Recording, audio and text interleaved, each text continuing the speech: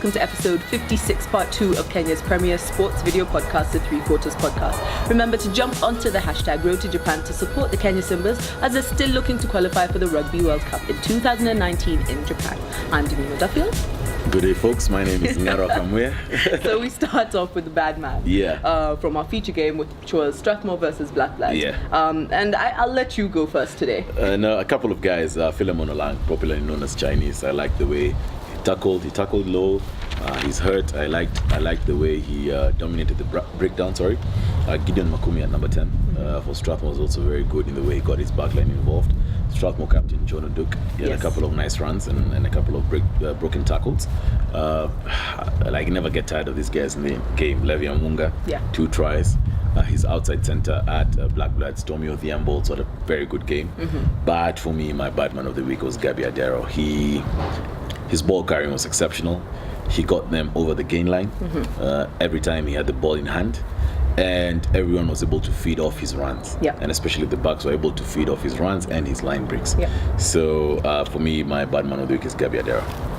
I agree. But everything he said, I was there. I also agree. No, but yes, he did play very well. And I mean, he definitely stood out. Yes, he did. For I think most people who watched. And I was talking to Malik Ndemia, the SNC for Strathmore after the game, and he was like, "Look, we still want him to shed off a bit of weight." And they're not even doing sprints. So if he does that, I can imagine he's going to be a very devastating 8th man for the future of Kenyan rugby, to be honest. Can't wait to see. So we move on to Kenyan rugby history story we've always wanted to tell since the 3 Quarters Podcast started. Before me. But jumped onto the bandwagon. So today we're going to talk about Miro RFC. Yes. Did I say that right? Miro. Miro. Yes. So Miro RFC. They started in April 9th, 1974. And they were the first all-black team, or black rugby team. True, all-black rugby team. So on April 9th, 1974, a brief meeting was summoned for all African players who were playing rugby. And it was published in the Nation newspaper. And after the convening, 31 players had turned out. And they decided to go ahead and form like the first as you said, all-black, all-African team. And the team that they formed was Miro RFC. So Miro RFC, it was the idea of guys like Bill Okwiri, Joe Achungu, RFUEA chairman George Kariuki. He also served as the chairman of the Kenya Rugby Union for a while. And it was, from conversations from guys who were there back then. First, Miro is slang. I would like somebody to clarify for me. I used to think it was Jaluo for black, for like slang, but because the opposite of Miro is Odiero, which is white. So that was the reason they came up with Miro RFC. It's slang, it's old-time slang for blacks. And it was a team that was formed in protest. Because the people who were dominating the rugby scene at that time was Impala, Queens, and Nondis, which were predominantly white teams. And I cannot remember the name of the guy, but the union chairman at that time was saying that the formation of Miro RFC was not really good for the game of rugby. And the black guys at that time, the locals, the indigenous, were like, how can you be talking about developing the game of rugby in Kenya without involving indigenous players? So it was formed as a protest side. They took on to an invitational side, so most guys would be attached to their clubs, but also play for Miro. Likes of Jackson Omaido, Jacko. So they set the platform for what we see right now. And shortly thereafter, of course, when the revolution started in terms of rugby, we saw the formation of Min Machine and Mwamba, which are the teams we're going to be talking about next. But yes, so the first all-African team to be formed in Kenya was Miro RFC, and had a couple of the legends of the game and the guys who actually got the game into the indigenous people, for lack of a better word. That's very interesting. I think that a lot of people didn't know. I mean, just the fact that I thought Miro was a new word. I thought it was something that, new age Kenyans decided to come up with. So it's good to know that it came from that far back. Miro is a very old term. In fact, when you sit with the older generation, rarely, I mean, that's what they call our guys Miros. Our guys are Miro. So Miro RFC was the first All-African team. So now we start talking about our union. Yes. And yes, our union, our beloved union. Yep. Yes. So the Kenya Rugby Referee Society, better known as KRRS, yes, are at a stalemate with the union. Yeah. Yeah. Yes. So it's over, funds that haven't been paid basically to them. Yeah. And maybe you'll give us a little more on that story. I mean, the issue they're talking about, what's being told outside here is that the issue is about unpaid allowances.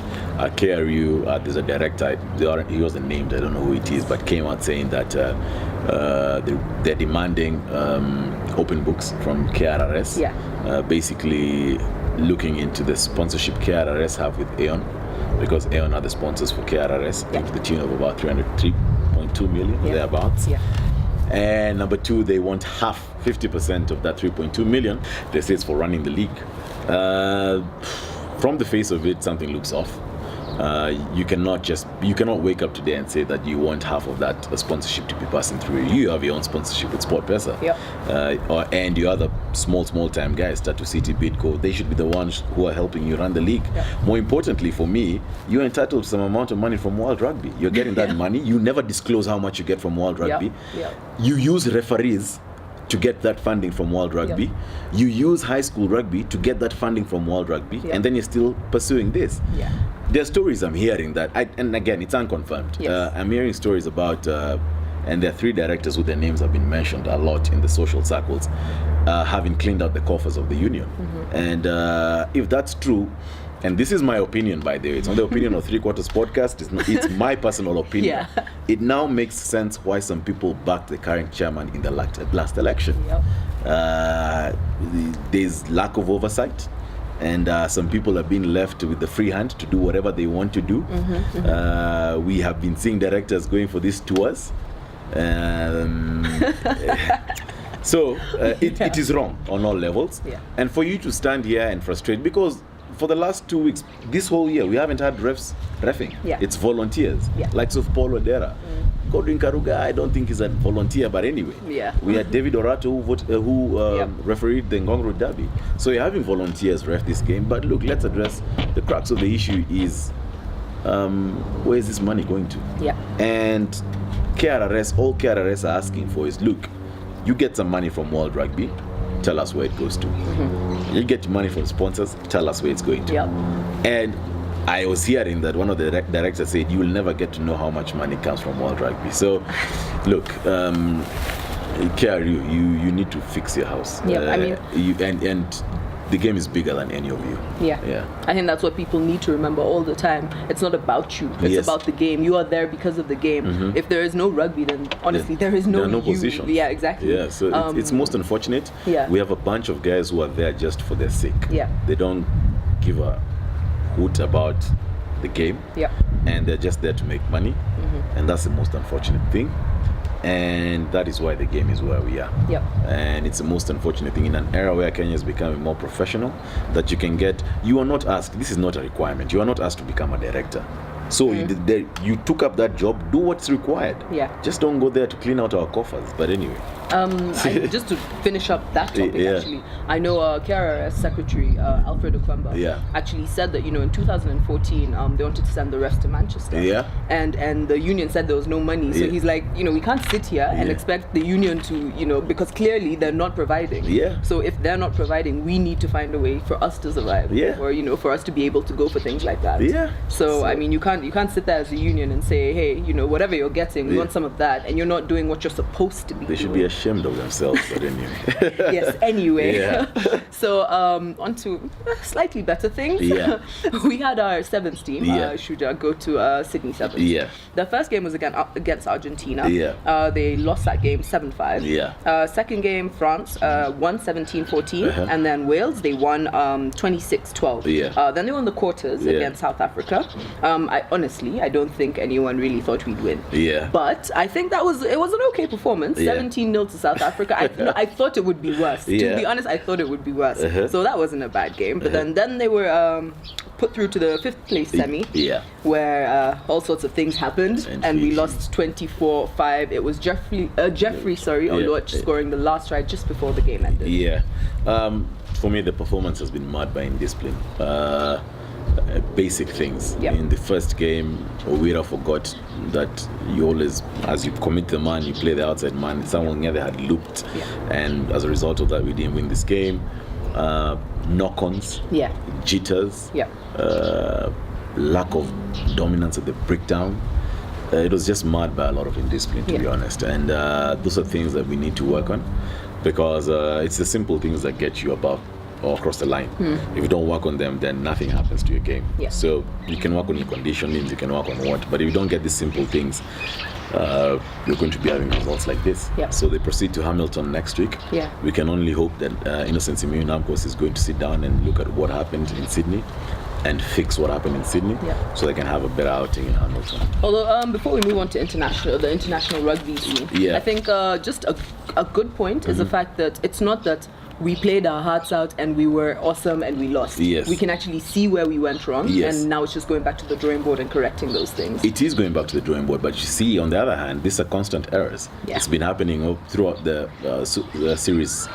So we need to work on them right now. I understand. Look, Innocent Simiyu, this transition happening, I understand the whole thing. Andrew Amondes are leaving, some of the others are coming into play, but some of these things need to be fixed quickly, because it's basic errors. It's not complicated. It's just basic errors that need to be fixed. So just before we finish, International Rugby Roundup. International Rugby Roundup. So as I said, everything is happening in the Northern Hemisphere right now, and the biggest tournament in Northern Hemisphere Rugby is happening. Six Nations is beginning on the 3rd and 4th of February. So the games that are going to be played then is going to be Wales versus Scotland. That's going to be happening in Cardiff at the Principality Stadium, Saturday at 2:15 Welsh time. So you should be doing by +2 or 3. They're about 3. Exactly, 3 hours. So 5:15 in Kenya. We have France versus Ireland, which is going to be in Paris, 4:45 p.m. +3, 7:45 p.m. And Italy versus England, which is going to be on Sunday at 3 p.m. Kenya is going to be at 6 p.m. Six Nations competition for Northern Hemisphere Rugby starting. Should be interesting. So make sure you catch a glimpse of what's happening. Yes, but guys, more importantly, tell us what you think for our Sevens team. What do you think we need to improve on? What do you think Coach Namkos needs to do? You can do this by liking our page on Facebook, following us on Instagram, and subscribing to our YouTube channel. I'm Dimi Wedafil. And I'm Ngaro Kamuya. Stay tuned for part 3.